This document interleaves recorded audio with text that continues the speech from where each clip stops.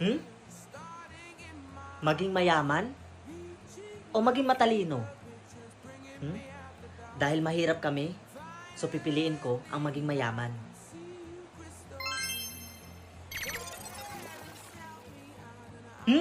Unlimited yung balance ko? So it means, mayaman na ako. Ma, alis na po ako. Punta na po ako sa school. Wait anak, hindi ka na namin kayang pag-aralin ng tatay mo. Ha? Bakit po? Kasi anak, wala na kaming pambayan ng tuition fee mo anak. Ma, gusto ko pong makapagtapos. Gusto ko pong matapos yung college ko. Anak, pasensya ka na. Pero hindi na talaga namin kaya ng tatay mo. Alam mo ma, huwag mo na pong problemahan yung tuition ko. Ha? Bakit naman anak?